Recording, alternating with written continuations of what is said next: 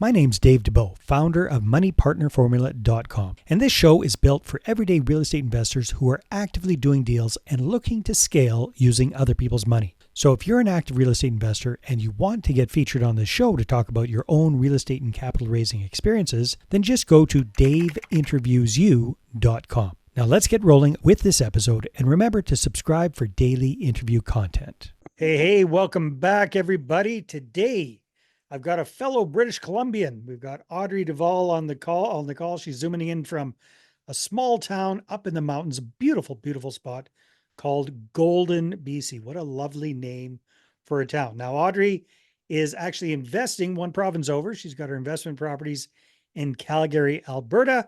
And we're going to have a little bit of a conversation about how she set the stage for her investing career by really understanding the fundamentals first. So, Audrey, welcome to the show.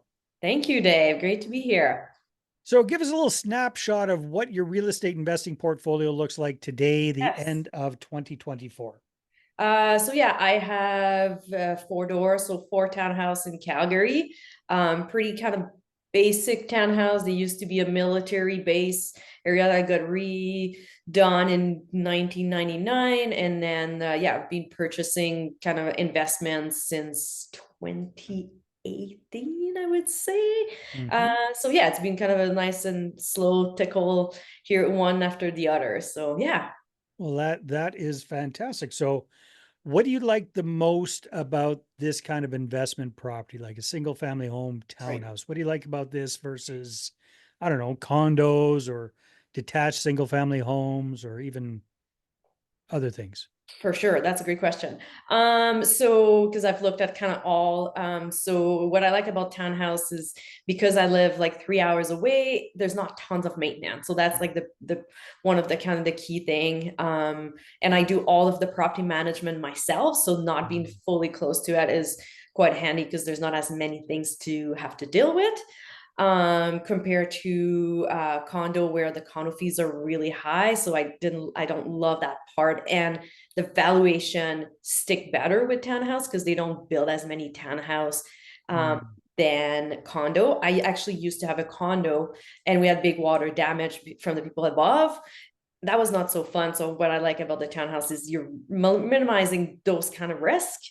Mhm. And then I looked at single family and I really wanted a single family, but just the idea of like the amount of work because I like to self-manage. It was just not where I at this time I am at with investment. I like it a little bit more passive. That's kind of why I stick to townhouse. Easier to manage, I guess, That makes self-manage. sense. So these townhouses, are they each like they're not part of a strata then? Am I understanding that correctly? Or are they? No, they are strata. So you do pay Okay. condo fees, but they're not Much crazy lower. high condo fee compared Yeah. to a condo. Because they're taking care of all the roofing and outside maintenance. So they're part of a strata. Got it. Got Yeah. it. That helps with the not having to deal with the maintenance side of things. So Audrey, are you able to make these kind of properties cash flow positively these days? I know a lot of people are concerned. Yeah. Prices, Calgary's starting to go or went kind of crazy. I'm not sure what it's like right now, but it was Yeah. booming. Interest rates, all that kind of stuff. Any challenges with cash flow?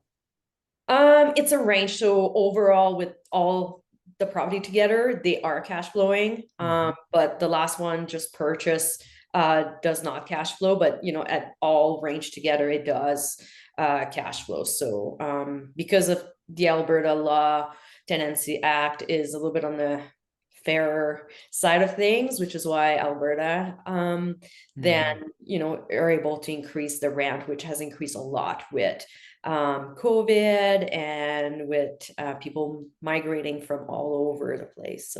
Overall the portfolio is cash flowing, but there's property who are not cash flowing. I get it. Yeah, no, that makes sense. So what's kind of your philosophy when it comes to real estate investing? I understand you are self-employed, you've got your own business, Yeah. kind of a passion business. So is this your long-term retirement plan, or what are your goals with your portfolio? Yeah, so there's two goals. So I was a real estate agent between 2008 and 2012 in Canmore, and I was quite young then, and really, really wanted to do real estate investing. My risk ratio is not the biggest, so so I study like multiple years in with Rain Network, and then just my own research and other ones, and so yeah, so there was like one big goal of mine of like owning real estate, but it didn't happen while I was a real estate agent because bad timing of being a real estate agent and a combination of things of not being pretty young. So Yeah. yeah, so that is kind of It's funny, isn't it? Sorry to interrupt, but it's funny because when you're young and a real estate agent, even though you're working in properties 24/7, banks don't like you.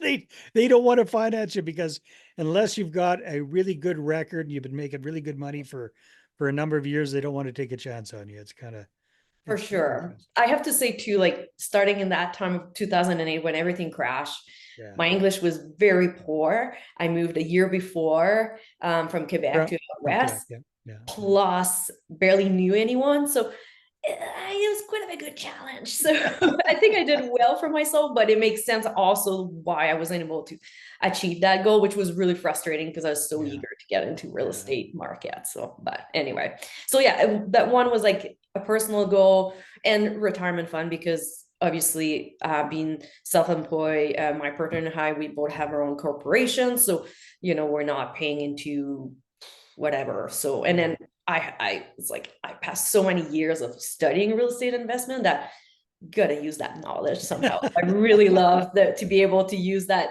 knowledge that I built up throughout those years when I was in real estate and not just like that was another life. So Well, it it's sounds like you're a very organized, goal-oriented person, Audrey. So what are your goals with real estate? Like what does the in your mind's eye the portfolio look like whenever it is you decide you want to retire, whether that's 15, 20, 25 years from now or whatever that is?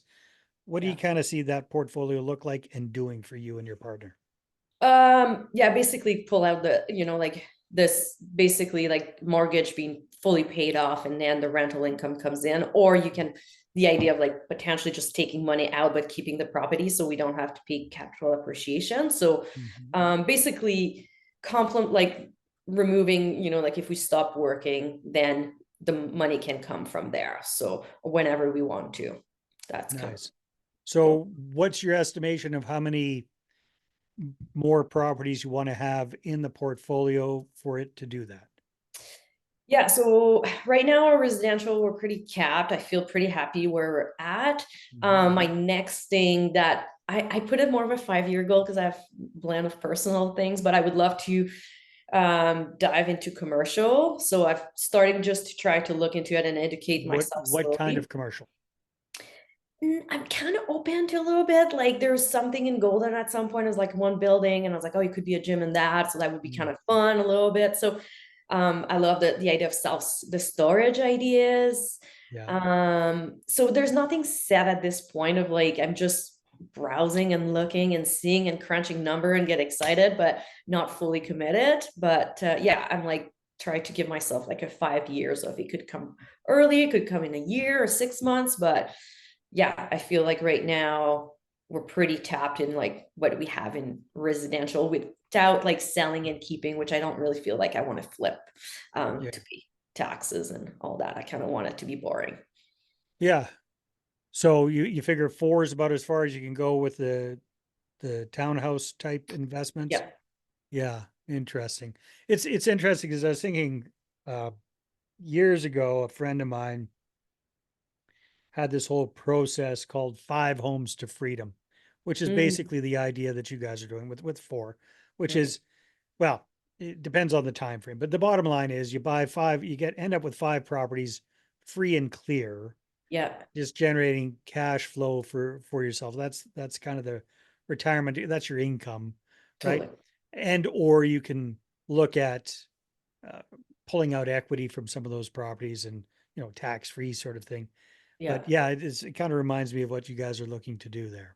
Yeah. Yeah. Yeah, I don't, before I would say like when I was in my real estate career, I would have had like a little bit more, but now it's more like a side project, I would say. So Mhm. Yeah, Just kind of keep it chugging along and it's totally. doing its own thing. Yeah. Yeah, a little like I like the idea of being boring. Like when we purchased our first two townhouse, everywhere else, like in Golden, the price were going up, and you're like, friends are buying house in Golden, and you're like, oh, what am I doing here? It's like I remember we bought a second one in 2021, and the price were going down in Calgary, and I was like, sweet, we'll buy another one.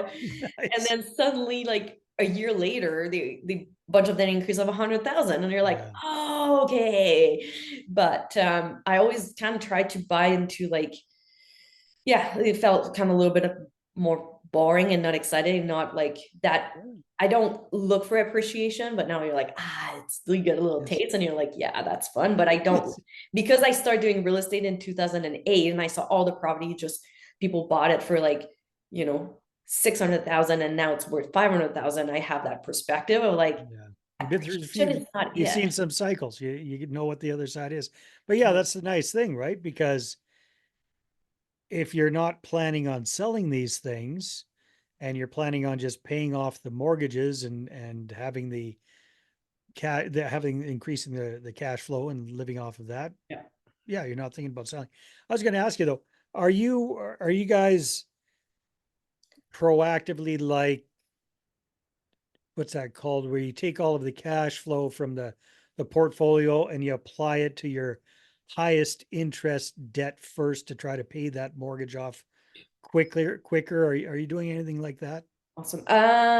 Not quite. So we're all except one on weekly accelerated mortgage. So Yeah. there's one of that.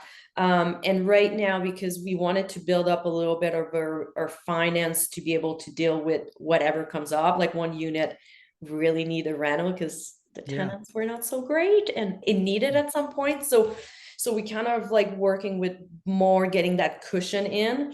And then once that's after that Reynolds rebuild, probably we would do that. But at this point, we're not putting extra beside like that weekly accelerated, which yeah, chunks and You years. might just to put what we say a bug in your ear, you might crunch the numbers on that, Audrey, because the big idea is, and I got this from somebody talking about paying off credit cards, right? So Yeah, people that get into a lot of right. retail debt, like how do they Yeah, dig themselves out of that and that sort of thing. Not that you're in that situation, but it kind of applies to properties as well. Is their suggestion was, well, you look at what is the highest interest debt that you have yeah, and you make minimum payments on everything else. You don't, you stop, you make minimum payments on everything yeah, else. So that might mean going off of weekly accelerated and going to monthly one payment a right. month for the other three properties. And then the one property that has the highest interest on it, then Yeah, you pour in all of your excess funds into right, principal pay down, right? So that's where you do the accelerated. And then once a year, whatever you're allowed to do, you make the lump sum payments and you pay off that mortgage as quickly as possible. And right, then you take all of that free cash flow from the paid off mortgage and you apply it 100% towards the next property that has the highest interest. And you right. get that one paid off. And then now you got two paid off. And then you take all of that cash flow, bang, into number three. And then it really can start to snowball. It's Hmm. slow going at the beginning, but it can really Yeah. start to snowball. Just something for you to maybe crunch the numbers on. It wouldn't Yeah, really no, that affect, that's yeah, yeah, there's a few things I was looking at, and that's a good little, yeah, I like it because before interest rates were really similar when we bought it was yeah. like between 2 and 3. But now the new one is like at 5.39. So yeah, that's probably a good strategy to actually look into. I like it. And that's just so rewarding because right now, even with accelerated and everything, it's very, very slow. Yeah, Like you see the principal getting paid down on four properties inch by inch. yeah. But if you just kind of funnel everything into one, it just happens so much faster. And it's more exciting to look at. Yeah. No, I like your advice. Thank you for that. No, my pleasure.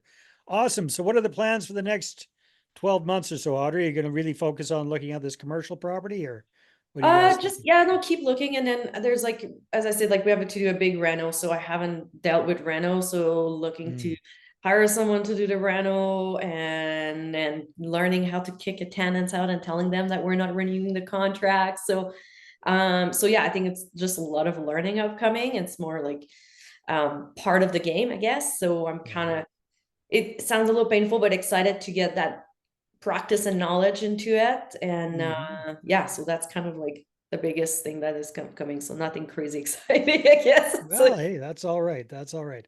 Audrey, as we're wrapping things up, if people would like to connect with you, how can they do that?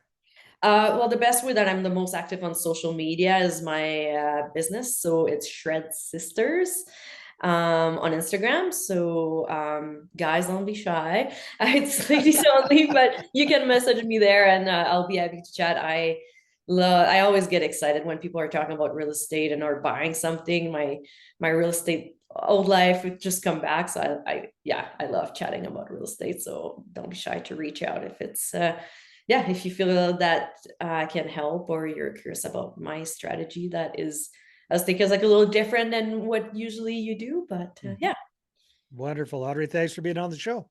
yeah. Thanks, Dave. All right, everybody, take care, and we'll see you on the next episode. Hey there, I really hope you enjoyed that episode. And as always, if you want to listen to more daily interview content, make sure you subscribe. And if you're an active real estate investor and you're doing deals and you'd like to get featured on this show, then just head over to daveinterviewyou.com. Now, at moneypartnerformula.com, we help real estate investors to create a process for predictably getting capital so they can do more deals without relying on hard money lenders or the banks. We do this by building them a private capital marketing system. Now, if you want help turning yourself into a big money capital attraction machine, then book a call with our team to see how we can help. Just visit moneypartnerformula.com to find out more. All right, take care, and we'll see you on the next interview.